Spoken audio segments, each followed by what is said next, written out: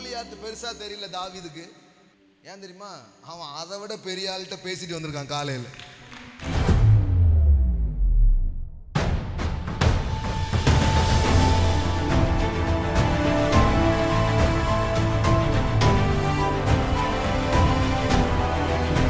வாழ்க்கையில மக்கள் சொல்றாங்க பாருங்க, என்னால இதை ஃபேஸ் பண்ண. நீங்க ஃபேஸை பார்த்தீங்கன்னா உங்களால ஃபேஸ் பண்ண முடியாதது எதுவுமே கிடையாது. Amen. You can face it anything. ஆமென்.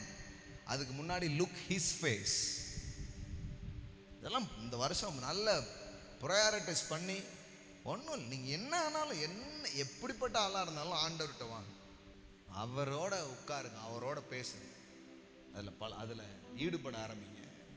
ஒரு பர்சனல் ப்ரேயர் லைஃப், ஒரு பர்சனல் பைபிள் ரீடிங், ஒரு பர்சனலாக ஆண்டவரை பாடுறது, எல்லாம் பண்ண பண்ண பண்ண உங்களுக்குள்ள ஒரு க்ரோத் நடக்கும். உங்களுக்குள்ள ஒரு பெரிய வளர்ச்சி நடக்க ஆரம்பிக்கும் பாருங்க. ஆட்டோமேட்டிக்காக அது வேணும். ஒவ்வொரு நாளும் நீங்கள் அதை உங்கள் லைஃப் ஸ்டைலாக மாற்றணும். நீங்கள் பண்ணி பாருங்க. அப்புறமா நீங்கள் இந்த உலகத்தில் எதையும் உங்களால் ஃபேஸ் பண்ண முடியும். ஆமாம். எல்லாம் சொல்லுங்க, அவர் ஃபேஸை பார்க்குறவனால இந்த பூமியில் எதையும் அவனால் ஃபேஸ் பண்ண முடியும். ஏன் கோலியாத்து பெருசா தெரியல தாவீதுக்கு? ஏன் தெரியுமா? அவன் அதை விட பெரிய ஆள்கிட்ட பேசிட்டு வந்திருக்கான் காலையில்.